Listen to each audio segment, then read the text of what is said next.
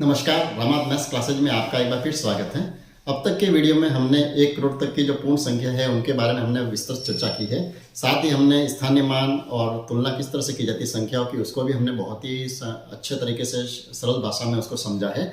और अन्य जो वीडियो था उसमें हमने गणित की जो मूलभूत संक्रिया है, जोड़ना, घटाना, गुणा करना और भाग करना, उसको भी हमने बहुत ही आसान तरीके से और जो कंपटीशन एग्जाम में आने वाले जो प्रश्न हैं उनके हिसाब से ही बहुत ही अच्छे तरीके से सीखा था। साथ ही उसमें जो बोर्ड मास थ्योरम का उपयोग किस तरह से किया जाता है, किन प्रश्नों में उनका उपयोग करना है और किस तरह से करना है, इसको भी हमने एक अन्य वीडियो में बहुत ही सरल तरीके से और बिल्कुल आपके ही जिस तरह से आपके स्तर उसी स्तर के अकॉर्डिंग उसमें हमने बहुत ही सरल तरीके से सारी चीज़ को सिखाया था।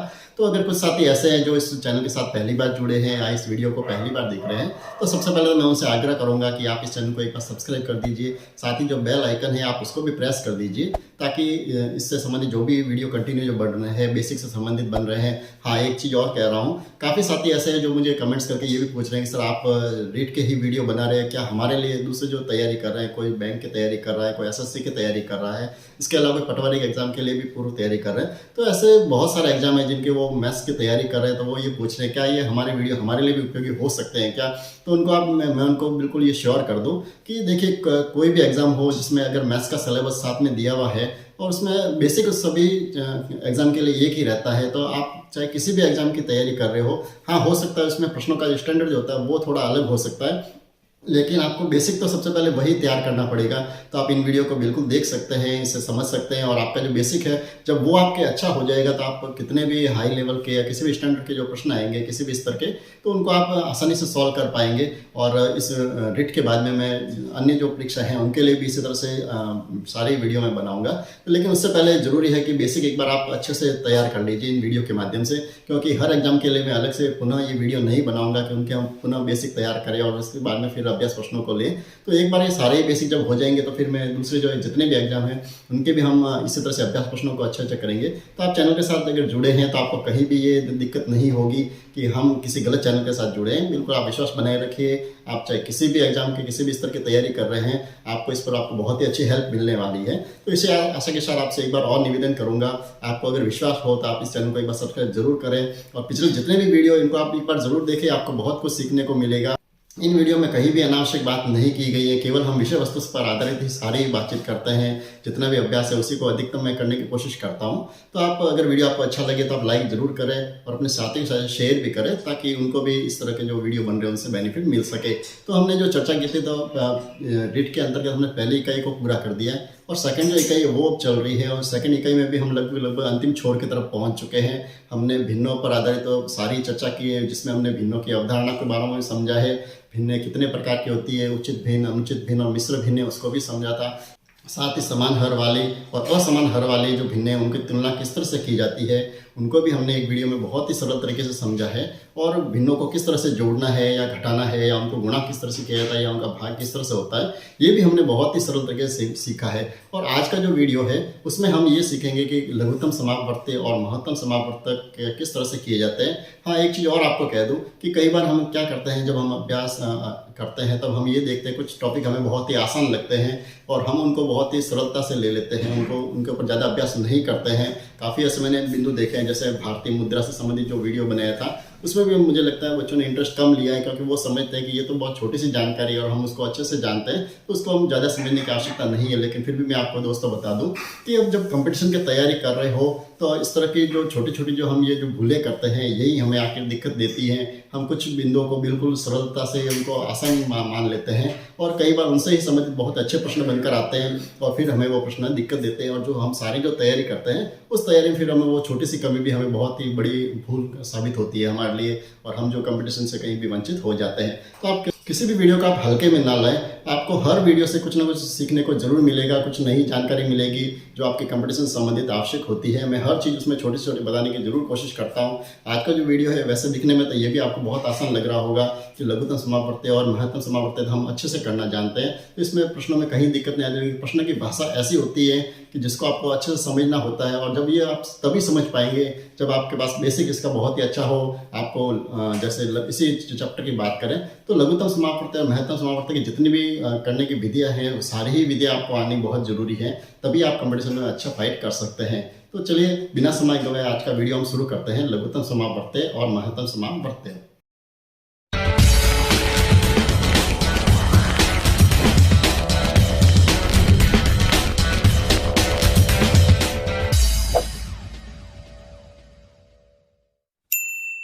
शुरू करते हैं आज का वीडियो और हम बात करते हैं लघुत्तम समापवर्त्य और महत्तम समापवर्तक की। वैसे जैसे मैंने पहले भी कहा है कि वैसे तो बहुत चैप्टर आपको सिंपल लग रहा होगा, लेकिन इसके जो मुख्य जो परिभाषित जो शब्द है, तो लघुत्तम समापवर्त्य में जो मेन जो शब्द जुड़ा हुआ है वो शब्द है अपवर्त्य, ठीक है।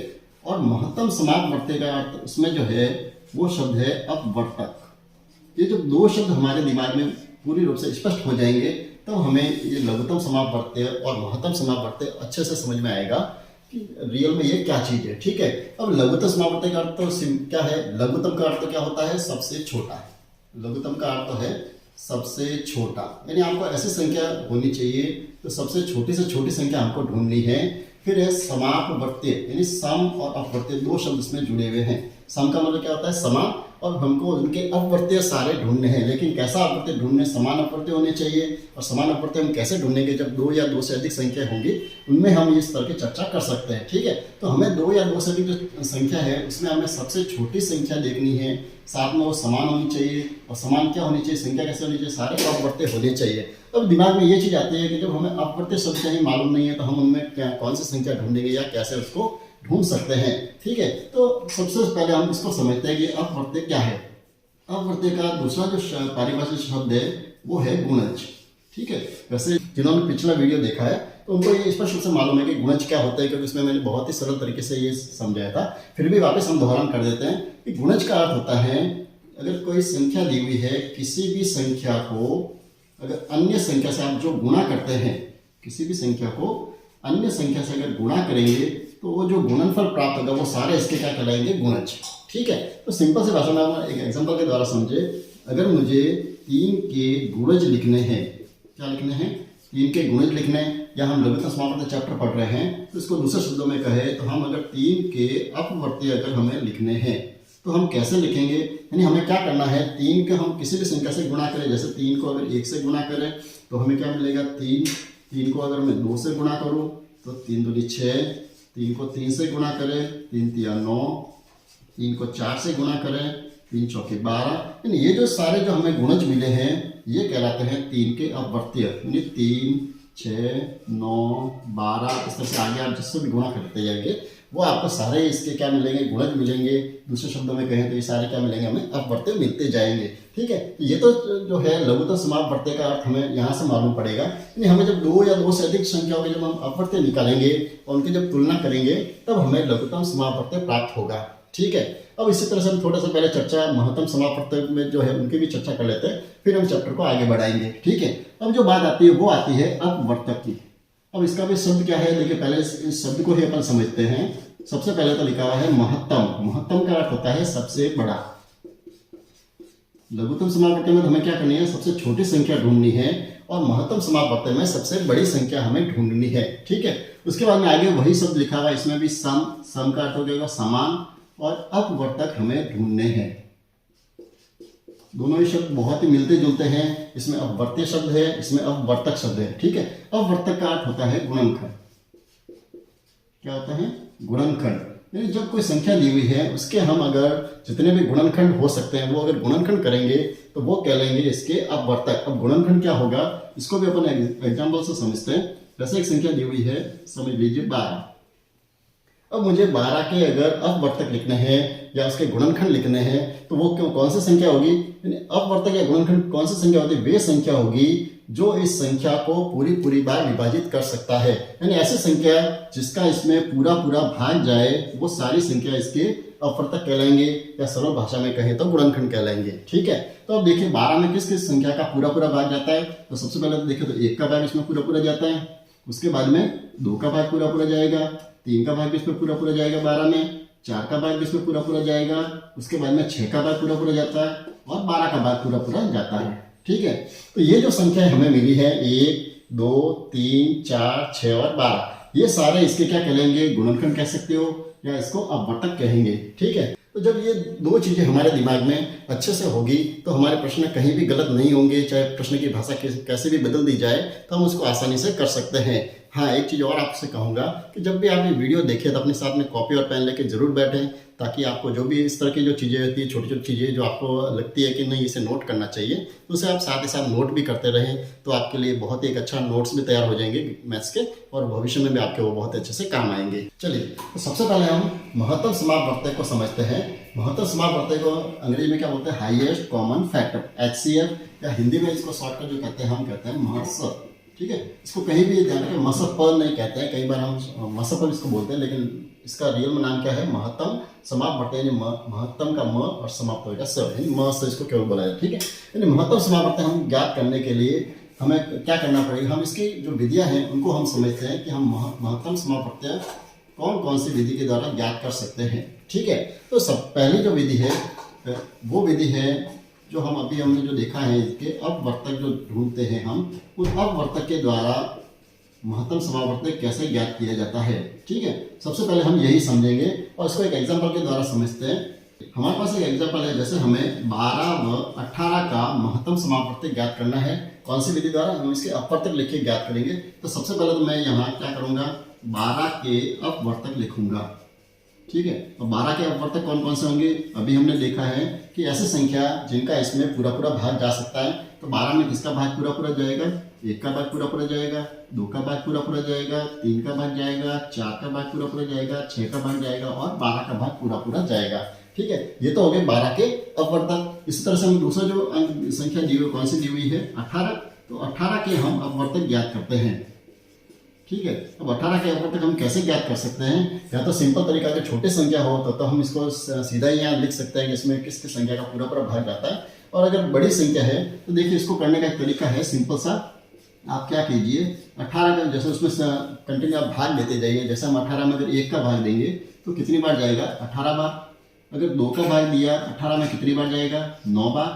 18 में अगर 3 का भाग दें तो कितनी बार जाएगा? 6 बार। फिर 4 का भाग इसमें पूरा पूरा नहीं जा रहा, 5 का भी नहीं जाएगा, 6 का भाग कितनी बार जा रहा है? 3 बार। यानी जब आपके ये गुणनखंड जो है रिपीट होना शुरू हो जाए, वहां तक इनके गुणनखंड हम कर देंगे। ठीक है, इससे हमें क्या होगा? हमें आधा ही काम करना पड़ेगा और हमें इसके सारे गुणनखंड प्राप्त हो जाएंगे। यानी 18 का जो अपवर्तक है या गुणनखंड कह दो, तो हमें कौन कौन से मिले? देखिए, इसमें 1 का भाग पूरा पूरा जाता है, 2 का भाग जाता है, 3 का भाग जाता है, फिर 6 का भाग जाता है, 6 के बाद में 9 का भाग और 9 के बाद में 18 का भाग। ठीक है, तो इससे हमें अपवर्तक जल्दी मिलेंगे और आपको सारे ही संख्याओं के बारे में सोचना नहीं पड़ेगा।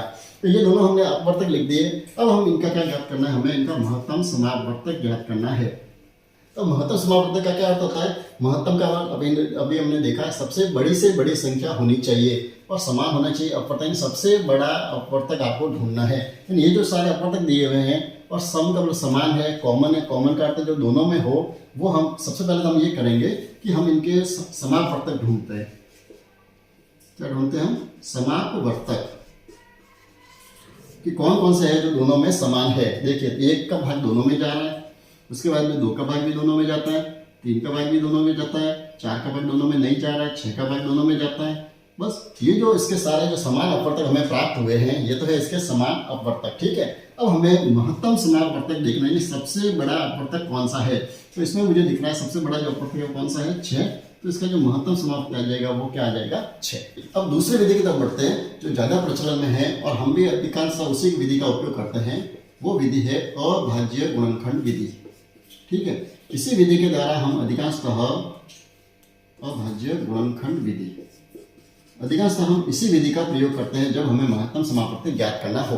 ठीक है, अब अभाज्य गुणनखंड कौन कौन से होते हैं ये तो हम पिछले वीडियो में भी समझ सकते हैं कि किस तरह से अभाज्य गुणनखंड ज्ञात किए जाते हैं। तो अगर किसी को अगर ये भी नहीं आता हो या उसमें कोई दिक्कत हो रही है तो आप पिछले वीडियो को जरूर देखें, उसमें किस तरह से अभाज्य गुणनखंड किए जाते हैं। तो हमारे सामने एक एग्जाम्पल है, अगर हमें 24, 56 और 96 इन तीनों का हमें महत्तम समापवर्तक ज्ञात करना है तो हम अभाज्य गुणनखंड विधि द्वारा कैसे कर सकते हैं? इसको भी हम सबसे पहले हमें क्या करना है, जो तीनों जो संख्या दी हुई है उन संख्याओं का हमें अभाज्य गुणनखंड करने हैं, जो बहुत ही आसान है क्योंकि हम ये कक्षा 6 से करते हैं।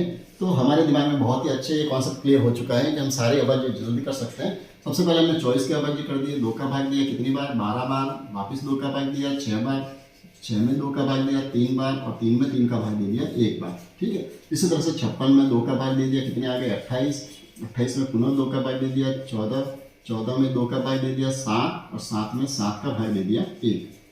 96 में अगर हम 2 का भाग दें कितने हो जाएंगे 96, 48, 48 में 2 का भाग दे दिया 24, 24 में पुनः 2 का भाग दे दिया 12, 12 में 2 का भाग दिया 6 बार, 6 में 2 का भाग दिया 3 बार और 3 में 3 का भाग दे दिया 1 बार। ठीक है, तो ये हमने क्या किया 24, 56 और 96 जो है हम तीनों के हमने क्या कर दिया अभाज्य गुणनखंड। ठीक है, तो सबसे पहले तो मैं यहाँ लिख रहा हूँ 24 के अभाज्य गुणनखंड। 24 के अभाज्य गुणनखंड कौन सा है 2 गुणा 2 गुणा 2 गुणा 3, ये तो आ गए 24 के। इसी तरह से 56 के अभाज्य गुणनखंड लिखिए। 56 के कौन से हैं 2 गुणा 2 गुणा 2 गुणा 7। और तीसरा जो है 96 के अभाज्य गुणनखंड हम लिखते हैं। तो 96 के अभाज्य गुणनखंड जो है वो 2 कितनी बार है 1 2 3 4 और 5 बार।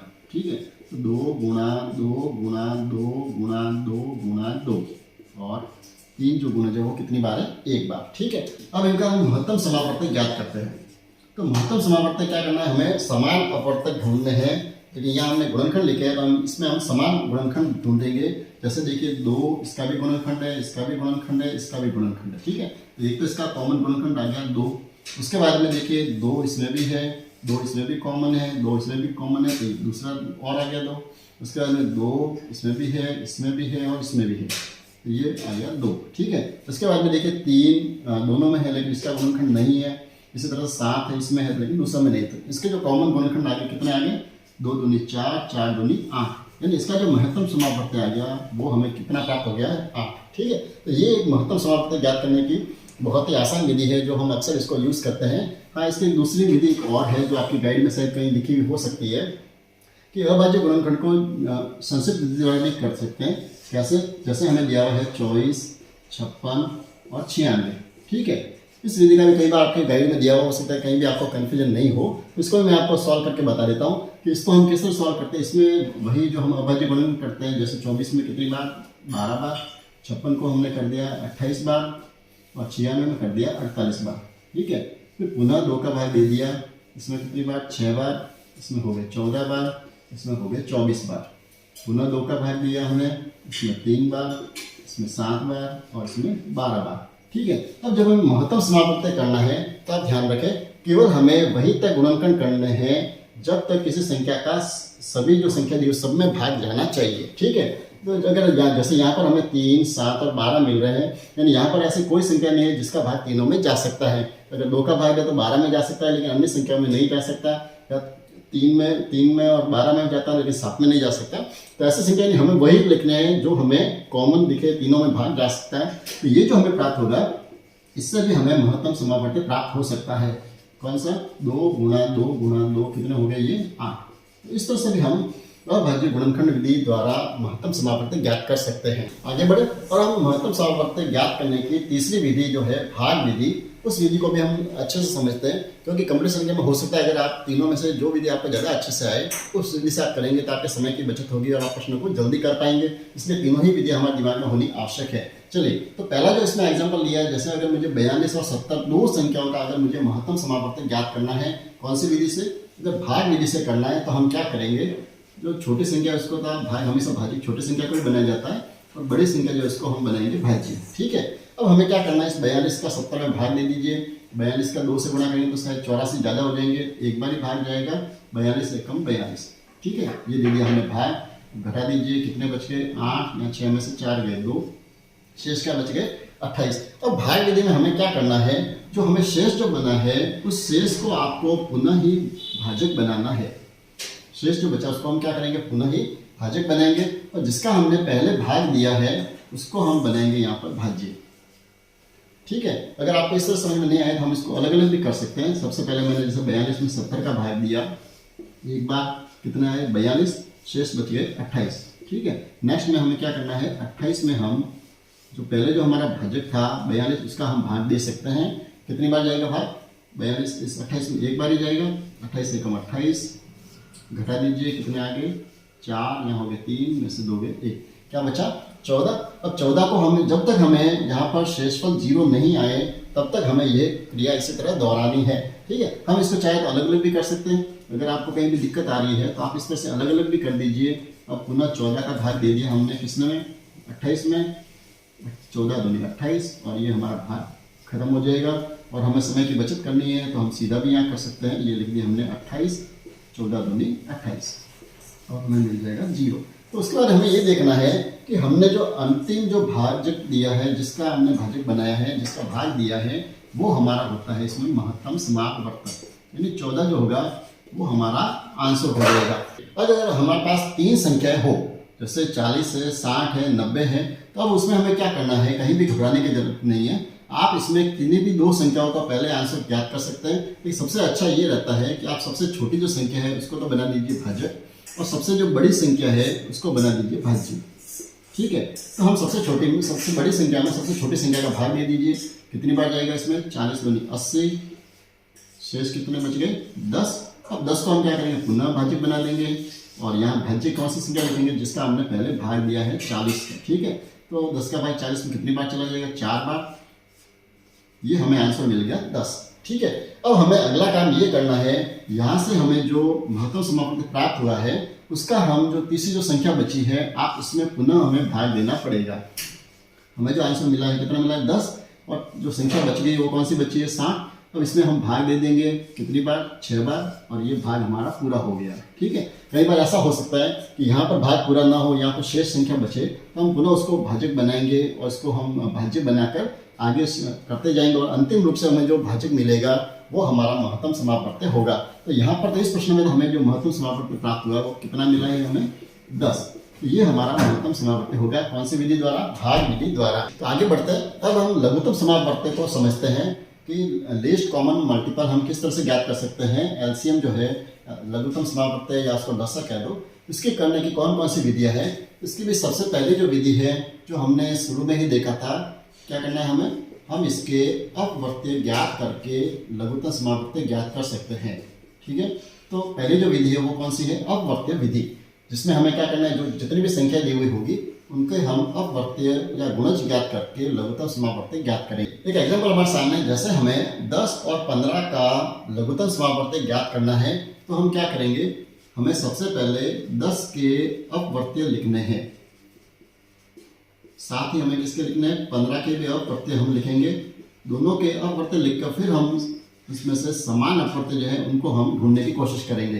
ठीक है, अपवर्त्य कौन से होते हैं अभी हमने देखे हैं, जो 10 के जो गुणज है उन सबको हमें लिखना है। 10 एकम 10, 10 दूनी 20, 10 तिया 30, 10 चौके 40, 10 पंजे 50। यानी हम जो पहाड़े जो लिखते हैं वो सारे इसके अपवर्त्य कहलाते हैं या इसके गुणज कहलाते हैं। ठीक है, इसी तरह से 15 के अपवर्त्य कौन से होंगे, 15, 30, 45, 60, 75, 90, इस तरह से आगे जाते जाएंगे, वो सारे इसके क्या करेंगे, अपवर्त्य। ठीक है, अब हम सबसे पहले तो हमें क्या करना है, समान अपवर्त्य ढूंढने हैं। हमें जो लिखने हैं वो क्या करेंगे, हम इनके समान अपवर्त्य कौन कौन से हैं, समान जो है दोनों में कौन कौन सा है ऐसा। पहला अपवर्त्य जो है जैसे 30 दोनों में समान है, अगली जो संख्या है जैसे 60 दोनों के समान अपवर्त्य हैं, और इसी तरह से अगली संख्या अगर हम आगे लिखें तो हमें 70, 80, 90, तो हमें 90 जो मिलेगा वो अगला अपवर्तक मिल जाएगा। इसी तरह से हमें आगे अपवर्तक भी मिलते जाएंगे। ठीक है, तो हमें समान अपवर्तक लिखना है। अब हमारा जो प्रश्न जो है वो है, हमें लघुत्तम समापवर्तक लिखना है। लघुत्तम का होता है सबसे छोटा अपवर्तक कौन सा है, तो इसमें जो हमें जो समान अपवर्तक जो मिला है सबसे छोटा कौन सा मिला है, 30। तो इसका जो आंसर होगा वो होगा 30। ठीक है, तो ये विधि है अपवर्त्य विधि। इसका हम 2 या 2 से अधिक संख्या का भी इस तरह से हम कर सकते हैं। हम उनके अपवर्त्य लिखेंगे और जो तीनों में अगर 3 संख्या दी हुई है तो तीनों में जो कॉमन अपवर्त्य है उनको हम लिखते जाएंगे, और सबसे छोटा जो अपवर्त्य होगा वो होगा हमारा लघुत्तम समापवर्त्य। दूसरे विधि की तरफ बढ़ते हैं। दूसरी जो विधि है वो है अभाज्य गुणनखंड विधि, जो हमने महत्तम समापवर्त्य में भी देखी थी। बिल्कुल वही विधि है, थोड़ा सा ही दोनों में अंतर करने का। सबसे पहले तो क्या करना है, हमें इनके अभाज्य गुणनखंड करने हैं, जैसा हमने उसमें भी किया था। सबसे पहले 18 के अभाज्य कर दिए। 18 में 2 का भाग कितनी बार, 9 बार। 9 में 3 का भाग 3 बार, और 3 में 3 का भाग हो गया 1 बार। ठीक है, ये तो हो गया 18 के। इसी तरह से हम 24 के अभाज्य गुणनखंड करेंगे। 2 का भाग दिया 12 बार, पुनः 2 का भाग दिया 6 बार, पुनः 2 का भाग दिया 3 बार, और 3 में 3 का भाग दे दिया 1 बार। लास्ट जो संख्या है 60, इसके भी हम अभाज्य गुणनखंड करते हैं। 2 का भाग दिया 30 बार, पुनः 2 का भाग दिया 15 बार, 15 में 3 का भाग दिया कितनी बार, 5 बार, और 5 में 5 का भाग दे दिया हमने 1 बार। तो हमें जो है 18 के अभाज्य गुणनखंड मिले हैं। कौन से मिले हैं? 2 गुणा 3 गुणा 3। 24 के अभाज्य गुणनखंड हमें क्या मिले हैं? 2 गुणा 2 गुणा 2 गुणा 3। और इसी तरह से हमें 60 के जो अभाज्य गुणनखंड मिले हैं वो मिले हैं हमें 2 गुणा 2 गुणा 3 गुणा 5। ठीक है। अब हम महत्तम समापत्ति में हमने क्या देखा था कि हमने इनमें से जो तीनों में जो कॉमन गुणनखंड थे वो हमने लिए थे और उनको हम जब आंसर लाया था। लेकिन अभाज्य गुणनखंड की विधि जो है लघुत्तम समापत्ति हम किस तरह से अप्लाई करेंगे, इसके लिए हमें सबसे पहले तो इनकी हमें बड़ी से बड़ी घात इसमें उपयोग लेनी पड़ती है। अब घात कैसे लेनी है? तो सबसे पहले हम इसमें देखें 2 इसमें कितनी बार है, केवल 1 बार, यानी 2 की घात हमें केवल 1 बार ही दिख रही है यहाँ पर। और 3 जो है कितनी बार है? गुणा 2 बार है, यानी 3 की घात 2 है, यानी 3 यहाँ पर 2 बार यूज किया हुआ है। इसी तरह 24 के जो गुणनखंड है उसमें देखिए 2 कितनी बार है? 3 बार, तो 2 की घात तो हो गई 3, 3 1 बार, तो 3 की घात हो गई 1। इसी तरह से 60 के जो अभाज्य गुणनखंड है उसमें 2 की घात 2 है, 3 की घात 1 है और 5 की घात 1 है। ठीक है। अब इनका जो लघुत्तम समापत्ति जो होगा वो क्या होगा?